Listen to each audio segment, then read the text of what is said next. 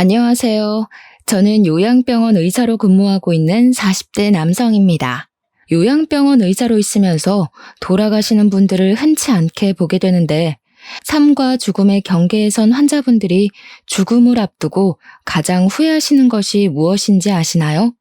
살아가면서 조금이라도 더 돈을 모으기 위해 노력하시던 환자분, 좀 더 높은 자리에 올라서기 위해 최선을 다해 열심히 살아오셨던 환자분, 이 모든 분이 죽음 앞에서는 돈을 더 못 벌어서 또는 더 높은 곳에 오르지 못해 후회하시지는 않더라고요.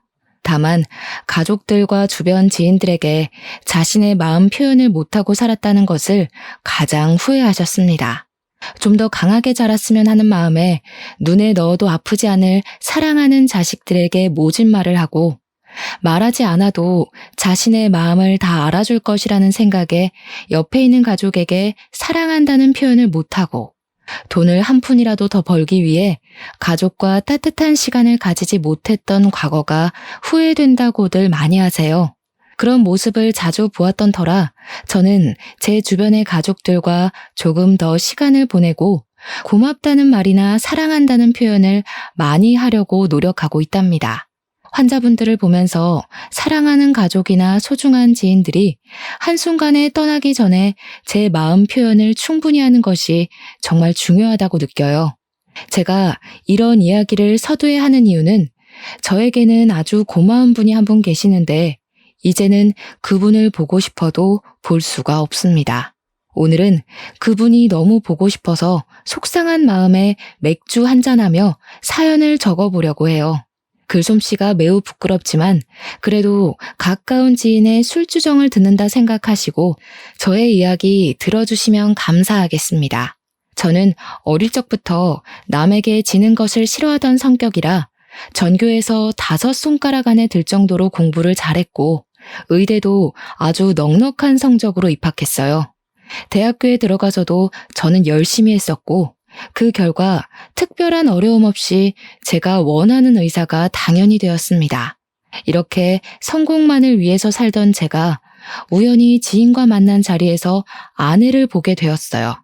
제 아내는 뾰족하고 오로지 삶에서 1등만을 위해 살던 저와는 달리 유순하고 남들을 잘 배려하고 잘 웃어주어서 같이 있으면 마음이 너무 편한 사람이었습니다.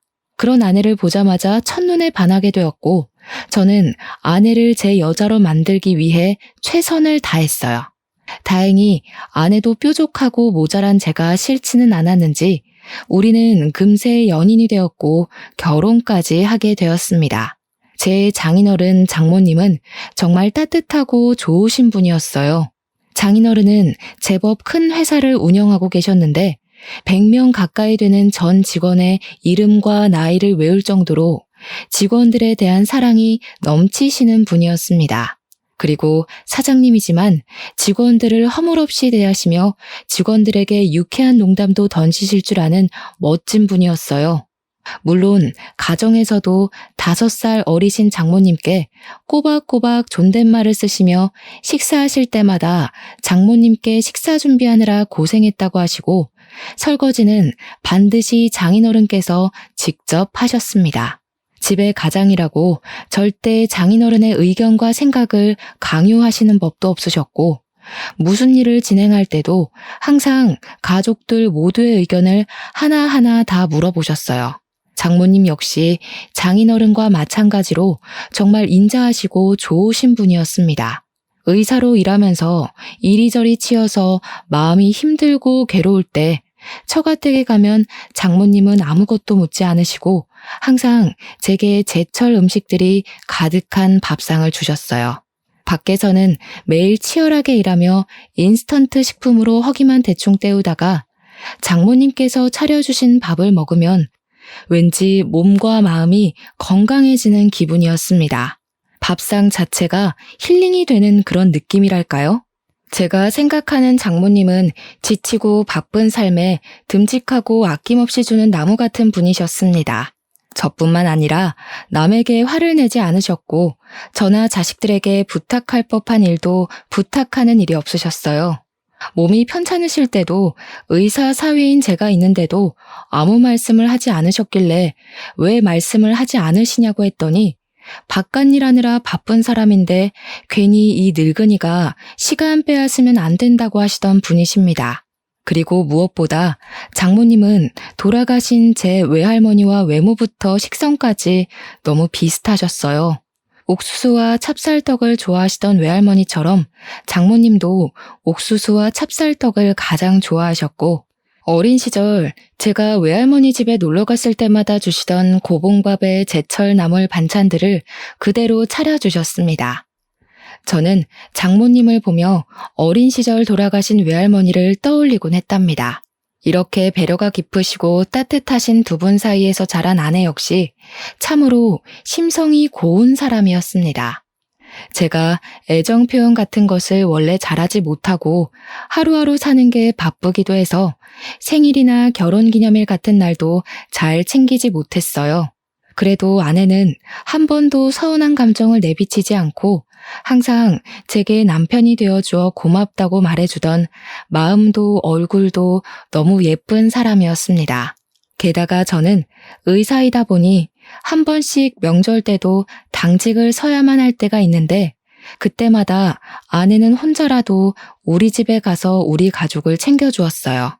여자 혼자 시댁에 가는 것이 절대로 쉽지만은 않을 텐데 우리 부모님께도 너무 잘해주고 제가 병원 일에만 집중할 수 있도록 내조도 잘해주는 아내에게 항상 고마웠답니다. 이런 아내에게는 2살 어린 처제, 4살 어린 처남이 있었어요.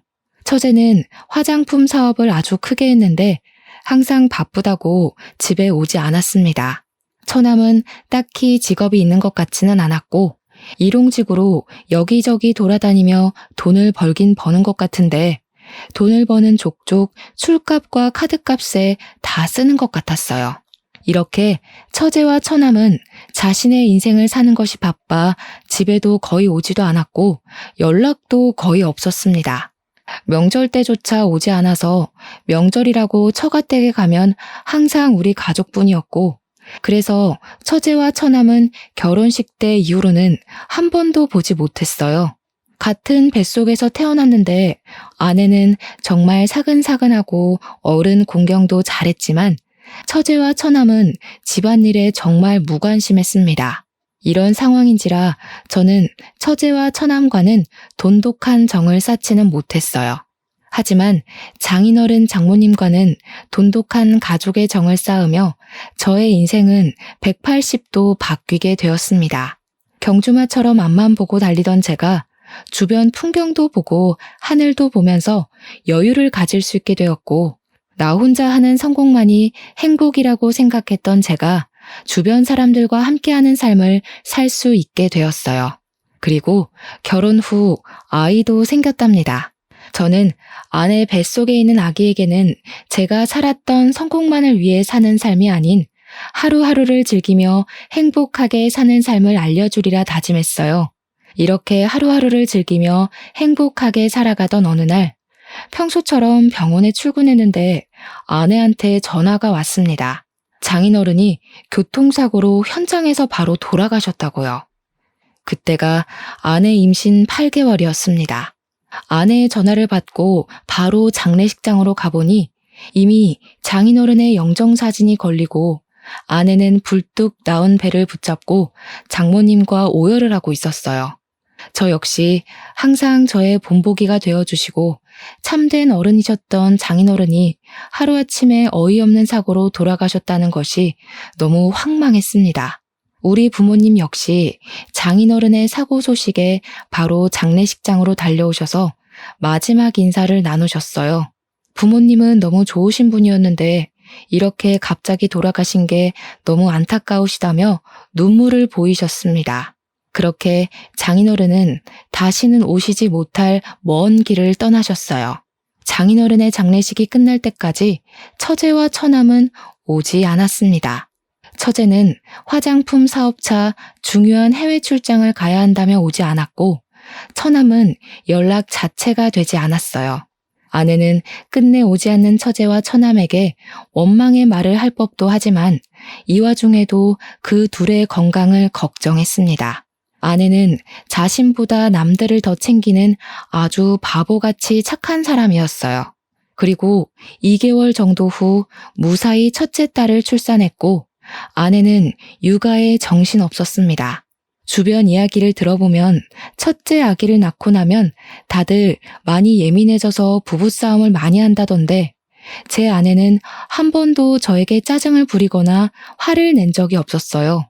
오히려 환자들 상대하느라 힘들겠다며 여전히 저를 위로하고 걱정해 주었고 제가 설거지라도 대신해 주려고 하면 온종일 환자들 보느라 힘들었을 텐데 얼른 쉬라고 하며 저를 거실로 등 떠밀었습니다. 저는 저같이 무뚝뚝하고 세심하지 못한 사람에게 이렇게 좋은 아내가 있음에 감사하며 죽을 때까지 아내의 든든한 울타리가 되어줘야겠다고 생각했어요. 그리고 좋은 아내를 낳아주신 장모님께도 너무 감사했습니다. 장모님은 장인어른이 돌아가신 후 많이 힘들어하셔서 저는 장모님의 진짜 아들이 되고자 노력했어요.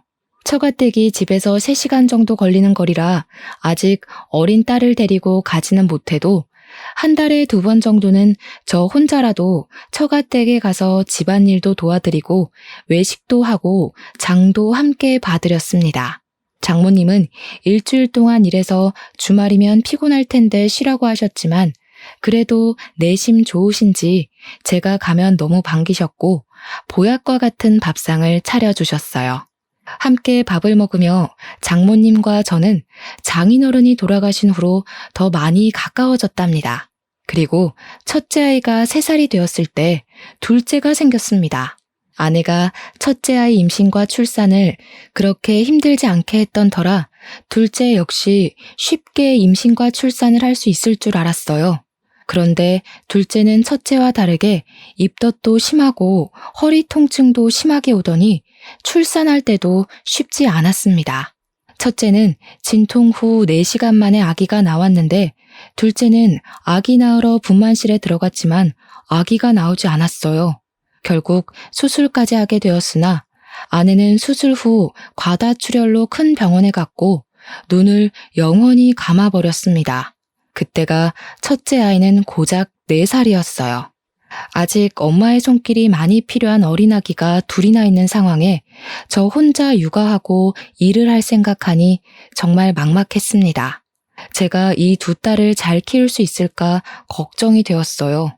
걱정과 눈물 속에 있는데 저에게 위로의 손길을 건네주신 분은 장모님이셨습니다. 평생을 함께 살자 다짐했을 장인어른과 헤어진 지 얼마나 됐다고 3자식 중 유일하게 항상 옆에 있어준 자식을 저 세상에 보내버린 장모님의 심정이 어떻겠습니까? 식사도 잘하지 못하시고 건강도 많이 안 좋아지셨지만 그래도 장모님은 끝까지 저를 걱정하셨고 위로해 주셨어요. 원치 않는 아내의 장례식을 치르는 동안 처제와 처남은 이번에도 역시 얼굴조차 비치지 않았습니다. 저는 솔직히 처제와 처남이 올 것으로 기대도 하지 않았어요. 자기 아버지 장례식 때도 오지 않았는데 아내의 장례식에 오겠습니까? 당연히 오지 않으리라고 생각했고 저는 제 인생에 처제와 처남은 없다고 생각하고 살기로 했습니다. 눈물의 장례식이 마친 후 저는 혼자 병원 일하며 아기까지 돌보기는 힘들고 어린이집에 보내자니 아직 마음이 놓이지 않아 베이비시터를 채용해서 아기를 맡겼어요. 다행히 베이비시터도 참 좋은 분이었고 저는 베이비시터를 믿고 마음 편히 일을 계속할 수가 있었습니다. 저는 아내의 장례식 후에도 아기들을 데리고 처가댁에 가고 싶었으나 저 혼자 어린아이들을 둘이나 데리고 장거리 운전하기가 쉬운 일이 아니었어요. 그래서 처가댁에는 가지는 못하고 대신 매일 퇴근 후 영상통화를 하며 아기들이 커가는 모습을 장모님께 보여드렸습니다. 이렇게 아내가 하늘나라에 가고 나서도 저는 장모님과 계속 연락을 주고받으며 장모님의 아들처럼 살아가고 있었어요. 시간이 흘러 어느덧 둘째 딸이 둘이 되었습니다. 장모님과 우리 가족, 그리고 지인들을 초대해서 돌잔치를 하는데 아내가 더 미치도록 보고 싶었어요. 그래도 커갈수록 아내를 똑 닮아가는 두 딸을 아내에게 선물이라 생각하고 최선을 다해 정성껏 키워야겠다고 사람들 앞에서 다짐했습니다. 그렇게 아이를 키우고 병원 일 하며 바쁘게 살아가던 어느 날이었어요. 부모님은 두 딸을 어떻게 혼자 키우려고 하냐며 아이들이 더 크기 전에 얼른 재혼하라고 했습니다. 저는 제 아내의 장례식을 하며 아내가 제 인생의 마지막 여자라고 생각했고 절대 재혼하지 않으리라 다짐했었기에 부모님의 제안이 내키지 않았어요. 게다가 저는 혼자도 아니고 아이가 둘이나 있는데 나이 많고 아이까지 있는 저와 어느 누가 결혼을 하려 하겠습니까? 만약에 제 딸들이 저와 같은 상황인 남자를 만난다고 하면 저는 결사 반대할 것 같았습니다. 저는 이런 제 상황을 말씀드리며 싫다고 했지만 부모님은 혼자가 된 제 걱정에 선을 보러 가라고 하셨어요. 저는 끝까지 싫다고 버티다가 부모님이 선자리에 나가서 싫으면 앞으로는 절대 선보라고 말하지 않겠으니 제발 딱 한 번만 나가서 밥만 먹고 오라고 하셔서 어쩔 수 없이 선자리에 나갔습니다. 부모님께서 알려주신 레스토랑으로 갔는데 창가에 앉은 여성분을 보고 저는 정말 깜짝 놀랐어요. 웃는 모습이며 옷 입는 스타일까지 저의 전 아내와 너무 닮은 여성분이 앉아 계셨거든요. 심지어 이름도 전 아내의 이름인 이혜진과 비슷한 안혜정이었습니다. 저는 얼떨떨한 표정을 지으며 자리에 앉았어요. 앉아서 같이 식사를 하며 대화를 나누는데 말투며 식성까지 모두 아내와 판박이었습니다. 정말 전 아내가 다시 살아 돌아온 것 같았어요. 그 뒤로도 몇 번 만났는데 만나면 만날수록 성격이 참 좋아 보였고 제 딸들도 보여줬는데 너무 잘해주었습니다. 그리고 두 딸 역시 친엄마처럼 잘 따랐어요. 그 뒤로 몇 번 더 만나다가 우리는 결혼을 생각하고 서로의 집에 인사를 드리러 갔습니다. 혜정 씨의 아버지는 가정적이고 인자하시고 따뜻하신 분이었고 혜정 씨의 어머니는 어린 시절 병으로 돌아가셨다고 했어요. 다른 가족들 역시 참 성격이 밝고 따뜻했고 저는 혜정 씨의 가족들을 보며 더 큰 호감이 생겼습니다. 우리는 둘 다 나이도 있다 보니 빨리 살림을 합치자는 이야기가 나왔어요. 매일 하던 영상통화도 왠지 모르는 죄책감에 전화하지 못했고 그래서 장모님께 전화를 드리는 횟수가 일주일에 한 번, 한 달에 한 번까지 줄어들게 되었습니다. 그러다가 연락이 자연스럽게 끊겼고 저는 혜정 씨와 재혼을 해서 우리 아이들과 새로운 가정을 꾸리게 되었어요. 그렇게 몇 년이 지났습니다. 아내는 마치 처음부터 두 딸의 엄마였던 것처럼 딸들을 잘 챙겨주었고 딸들 역시 아내를 친엄마처럼 잘 따랐어요. 아내는 저와 가족들에게도 정말 잘해주었고 우리는 겉으로 보기에는 정말 행복한 가정을 이루고 있었습니다. 하지만 여전히 제 마음속에는 하늘나라로 간 전 아내에게 미안한 마음과 전 장모님께 재혼했다는 사실을 말씀드리지 못해 죄송스러운 마음이 가득했어요. 이렇게 행복함과 죄책감 사이에서 살아가던 저는 오랫동안 일하던 병원을 떠나 새로운 곳으로 가게 되었습니다. 그 병원은 집과도 더 가까웠고 월급도 꽤 많았으며 복지도 좋은 곳이었어요. 새로운 병원에 처음으로 출근한 날 수간호사님께 입원한 환자들에 관한 이야기를 듣는데 전 장모님과 성함, 나이가 같으신 분이 계셨습니다. 그분의 진료 차트를 보는데 뭔가 가슴이 쿵 내려앉는 기분이었어요. 저는 수간호사님께 이분은 어쩌다가 요양병원에 오셨는지 어디가 편찮으신지 물었습니다.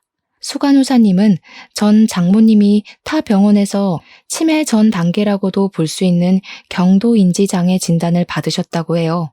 그런데 우리 병원 직원들이 확인한 결과 대화도 잘 되시고 일상생활도 충분히 가능하셨습니다. 물론 치매로 발전하지 않으려면 치료가 필요하기는 했지만 그렇다고 요양병원에 입원해야 할 만큼 심각한 단계는 아니라고 해요.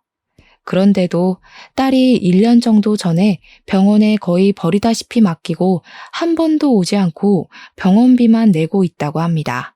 직원들이 연락해도 그냥 알아서 해달라고 하고 전화를 끊어버린다고 해요. 아들도 있다고는 들었는데 그 아들은 지금까지 단 한 번도 병원에 온 적이 없었습니다. 그러면서 수간호사님은 자식들에게 버림받으신 것 같다고 하며 현대판 고려정이 따로 없다고 했어요. 수간호사님의 말씀을 들은 옆에 다른 간호사들은 하나같이 입을 모아 병실에서 간병인들까지 다 챙겨주시고 간병인들 바쁘시면 옆자리에 계신 환자분들과 말동무도 해주셔서 병원에서는 천사 할머니라고 불린다고 했습니다. 여전히 전 장모님은 참 좋으신 분이었어요. 저는 이렇게 된 이상 이제는 전 장모님께 재혼 사실을 말씀드리는 것을 더는 미루면 안 되겠다는 생각이 들었습니다. 회의를 마치고 떨리는 마음으로 장모님이 계시는 병실로 갔어요. 그때 병실로 걸어가는데 정말 오만 가지 생각이 다 들었던 것 같습니다. 병실로 가는 길은 짧았지만 그 한 걸음 한 걸음이 참 무거웠고 심장이 쿵쾅거리다 못해 어지러워 쓰러질 지경이었답니다. 떨리는 마음을 부여잡고 겨우 장모님이 계시는 병실 문을 열었어요. 전 장모님은 제 얼굴을 보자마자 바로 제 이름을 부르시며 어떻게 여기에 있냐고 하셨습니다. 장모님, 이제야 나타나서 죄송해요. 저 이제 이 병원에서 근무하게 되었어요. 그동안 연락도 드리지 못하고 찾아뵙지 못해서 죄송합니다. 아유, 무슨 그런 소리를 해. 죄송하긴 뭐가 죄송해. 젊은 사람이 어린아이 둘이나 데리고 살려면 당연히 바쁘게 살아야지. 나는 그냥 야무진 우리 김서방이 잘 살고 있겠거니 했어. 그런데 요새 무슨 힘든 일 있어? 왜 이렇게 얼굴이 상했어? 내가 우리 김서방 밥 한번 해줘야 하는데 이 꼴이 되어버려서 못 해주겠네. 죄송해요, 장모님. 사실 저 재혼했어요. 혜진이랑 똑같이 너무 비슷한 여자 만나서 재혼했어요. 정말 죄송해요. 재혼했구나. 사실 연락이 없길래 재혼했겠거니 했어. 그래도 잘했네. 아이도 있는 젊은 남자가 당연히 재혼해야지. 왜 안 해? 그리고 이게 뭐가 죄송할 일이야? 그런 소리 하지 말게나. 아이들에게 엄마도 생기고 정말 잘 됐어. 내 딸 혜진이가 먼저 간 것은 안타깝지만 그래도 이 땅에서 산 사람은 삶을 이어나가야지. 안 그래? 그러니 나에게 죄송해하지도 말고 그저 아이들과 잘 살기만 하면 돼. 알았지? 저는 재혼한 사실을 정말 어렵게 털어놨지만 전 장모님은 제 손을 잡으며 너무 잘했다고 하시며 저를 탓하지 않으셨습니다. 이러한 전 장모님께 너무 감사했고 그동안 연락을 드리지 못해서 죄송한 마음에 눈물이 났어요. 저는 전 장모님을 껴안고 어린아이처럼 소리내어 엉엉 울었고 같은 병실을 쓰고 계시던 다른 할머니들과 간병인 분들도 저와 전 장모님의 모습을 보고는 다들 눈물을 흘리셨습니다. 이날 이후 병원의 간호사들과 직원들도 저와 전 장모님의 관계를 알게 되었어요. 그 뒤로 저는 수시로 전 장모님께 들려서 건강 상태도 확인하고 말벗이 되어드렸습니다. 그리고 주말에는 아이들도 병원에 오게 해서 아이들의 진짜 외할머니이자 전 장모님을 뵙게 했고 저의 아내도 보여드렸어요. 제 아내는 본인의 어린 시절 엄마가 병으로 돌아가셔서 엄마의 정을 느끼지 못하며 살았는데 포근하고 따뜻한 전 장모님을 보니 너무 좋다고 했습니다. 전 장모님 역시 어머니의 딸 혜진이와 쏙 빼닮은 제 아내를 보며 딸이 생각나 눈물이 난다며 눈물을 글썽이셨어요. 그 뒤로 저의 아내는 너무 고맙게도 전 장모님인 어머니를 수시로 찾아가 어머니의 말동무가 되어주었고 저는 그런 아내에게 너무 고마웠습니다. 전 장모님 역시 저를 볼 때마다 너무 좋은 여자 만났다며 아이들에게 좋은 엄마를 만들어줘서 고맙다고 하시며 딸이 하늘에서 아주 기뻐할 것 같다고 하셨어요. 전 장모님의 말씀을 들으며 혜진이는 지키지 못했지만 두 번째 아내는 반드시 평생 함께하며 지켜주리라 다짐했네요. 날씨가 좋은 어느 쉬는 날이었습니다. 주말이라면 당연히 가족들과 시간을 보냈겠지만 평일이라 아이들은 어린이집과 학교에 가고 아내도 개인적인 일이 있어서 저 혼자 시간을 보내게 되었어요. 저는 아침부터 혼자 무엇을 하며 시간을 보낼까 하다가 전 장모님 댁에 가보기로 했습니다. 병원에만 계시는 전 장모님께 한평생을 살아오신 집 사진을 보여드리면 좋아하실 것으로 생각했거든요. 몇 년 만에 갔지만 여전히 동네는 한적하고 참 좋았습니다. 그런데 동네는 그대로인데 전 장모님 댁 대문은 뭔가가 묘하게 달라졌어요. 대문의 색도 달라지고 대문도 바뀐 것 같은 것이 뭔가 이상했습니다. 대문을 살짝 열어보니 전 장모님 댁 안에 생전 처음 보는 모르는 할아버지가 계시는 것이 아니겠어요? 할아버지는 저를 보며 누구냐고 물었고 저는 이 집의 사위였는데 할아버지는 누구시냐고 물었습니다. 할아버지는 내가 이 집의 주인인데 무슨 소리냐고 하셨어요. 그러면서 이전 주인이 집을 헐값에 내놓아서 지금 여기서 살고 있다고 하셨습니다. 저는 이게 다 무슨 말씀인가 싶어서 옆집으로 가봤어요. 옆집은 전 장모님이 이 집에 처음으로 시집 올 때인 20대 시절부터 쭉 알고 계시던 할머니께서 살고 계셨습니다. 다행히 옆집 할머니는 이사가지 않고 여전히 계셨고 저는 할머니께 그동안 있던 일들을 들을 수 있었어요.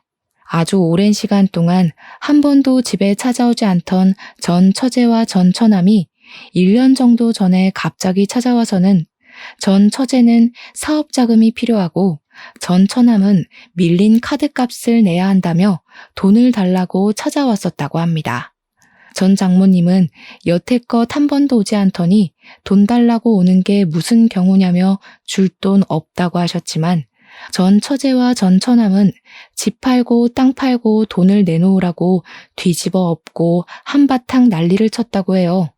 얼마나 난리를 쳤던지 온 동네에 돈을 요구하는 막대먹은 전 처제와 전 처남의 목소리가 다 들렸고 동네 사람들이 다 와서 말릴 정도였다고 합니다. 그런데 이렇게 횡포를 부리는 것이 하루 이틀이 아니었다고 해요.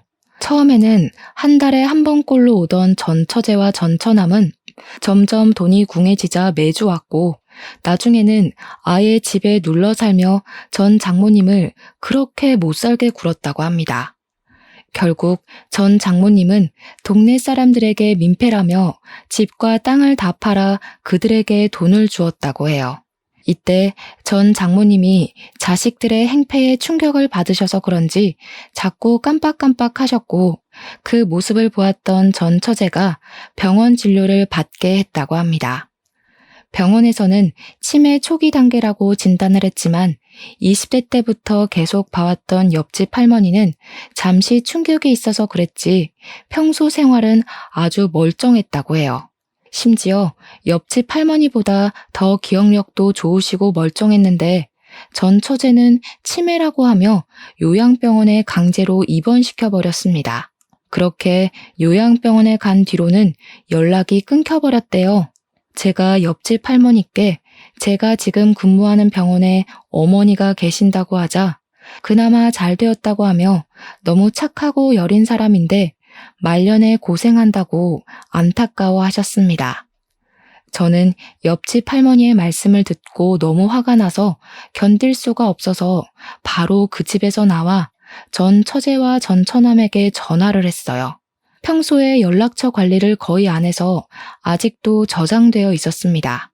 전 처남은 전화를 받지 않았고 전 처제는 제 전화를 받더니 누구냐고 했어요. 처음에는 제 이름을 말해도 누군지 모르다가 제가 전 아내의 이름을 말하자 겨우 기억해내며 무슨 일로 전화했냐고 했습니다. 처제가 장모님 입원시킨 병원이 내가 근무하는 병원이야. 지금 장모님 댁에 와서 이야기 다 들었는데 진짜 기가 막히네. 어떻게 장모님의 땅과 집 다 팔아먹게 하고 그것도 모자라서 요양병원에 강제로 입원까지 시켜? 우리가 이러든 말든 형부가 무슨 상관인데요? 아, 이제 우리 언니도 죽었으니 형부도 아니지 뭐. 괜히 우리 집 미래 신경 쓰지 마시고 아저씨가 알아서 잘 먹고 잘 사세요.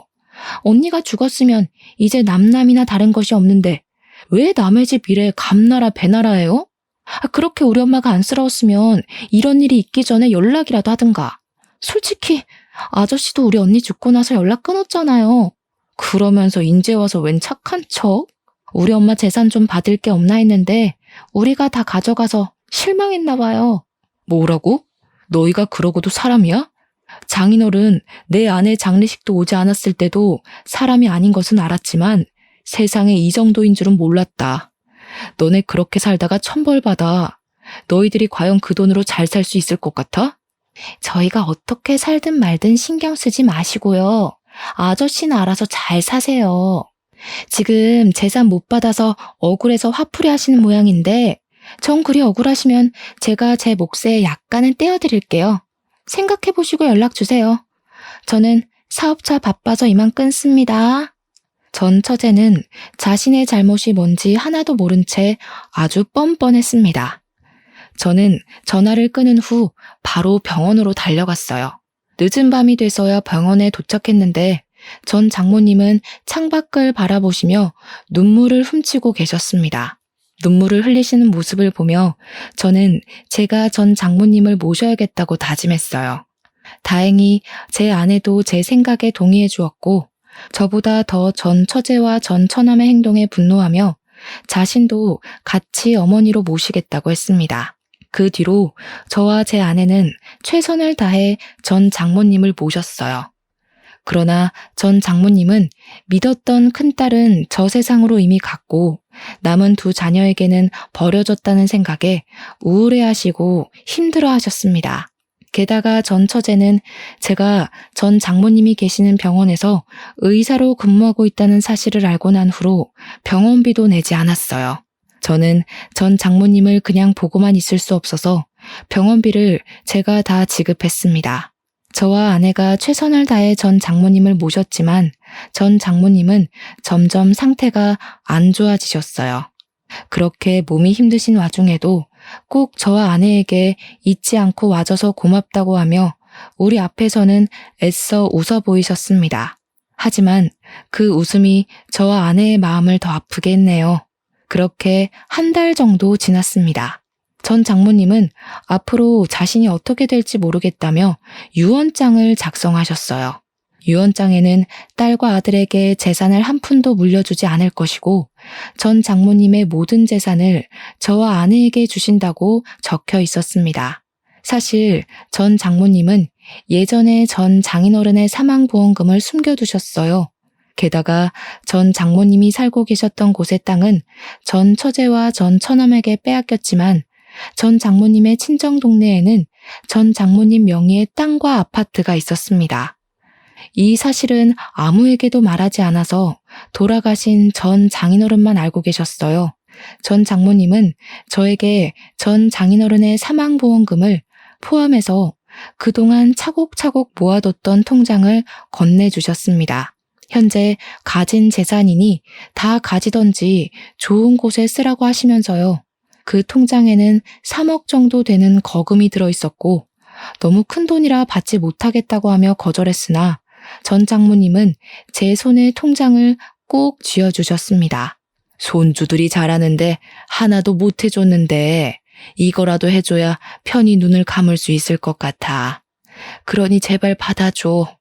그동안 자식이라고는 둘 있는데 그 둘 다 나를 뜯어먹을 생각만 하는 거 자네도 잘 알지? 그놈들에게는 괘씸해서 내 재산 한 푼도 못 남겨주겠어. 그러니 자네가 이 재산들을 받아줘. 그래도 이렇게나 큰 돈을 제가 다 받을 수는 없어요. 제가 뭘 잘했다고 이렇게 큰 돈을 주세요. 전 이 돈 못 받아요. 그런 말 마라. 자네가 없었으면 이 말년에 두 자식놈들한테 버림받고 나는 정말 쓸쓸하게 죽었을 거야. 하지만 말년에 자네를 다시 만나서 손주 녀석들 커가는 모습도 보고 또 내 딸과 너무 닮은 자네 아내의 보살핌도 받으며 아주 호강했어. 그런 자네에게 난 내 재산 전부를 줘도 하나도 아깝지 않아. 그러니까 그냥 아무 말 말고 이 통장 받아줘. 이 통장에 있는 돈은 손녀딸들 앞으로 대학 가고 시집 가는데 아주 뜻깊게 보태주길 바라네. 그리고 내가 부탁이 하나 있는데 사실 내가 유언장을 썼는데 공증을 받고 싶어. 조금 도와줄 수 있겠어? 전 장모님은 저에게 유언장을 보여주셨습니다. 유언장에는 딸과 아들에게 재산을 한 푼도 물려주지 않을 것이고 저와 제 아내에게 전 장모님의 친정 동네에 있는 전 장모님 명의의 땅과 아파트를 증여할 것이라고 적혀 있었어요. 저는 자식도 아닌 제가 전 장모님의 재산을 받은 것도 너무 과분하고 죄송스러운데 저와 제 아내에게 땅과 아파트까지 증여한다는 유언장을 보고 이건 아니라고 손사래를 쳤습니다. 내가 자식 농사를 잘못 지어서 혜진이는 잘못되고 두 놈은 아예 연을 끊고 살려고 하는데 내 재산을 어떻게 그들에게 넘겨. 내 자식은 오로지 혜진이 그리고 자네와 자네 가족뿐이네. 그러니 그냥 어머니 아니지 할머니가 주신 재산이라 생각하고 그냥 받아주게. 이 늙은이의 마지막 부탁이네. 전 장모님은 끝내 저와 아내에게 땅과 아파트까지 증여하시겠다는 유언장까지 넘겨주셨습니다. 저는 전 장모님의 끝없는 사랑에 몸둘 바를 몰랐고 전 장모님의 부탁으로 유언장 공증까지 받았어요. 그리고 며칠이 지났습니다. 저는 평소처럼 병원에서 근무하고 있는데 전 장모님이 화가 잔뜩 나서 어딘가로 전화하고 계셨어요.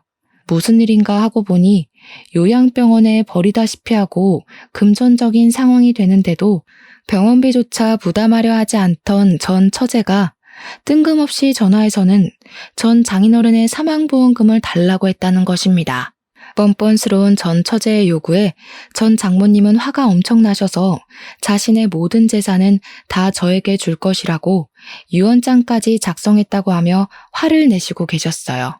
전 장모님의 담당 의사인 저는 너무 화를 내시는 건 전 장모님의 건강이 걱정되어서 일단 전화를 끊으시라고 한 후 안정을 취할 수 있도록 도와드렸습니다.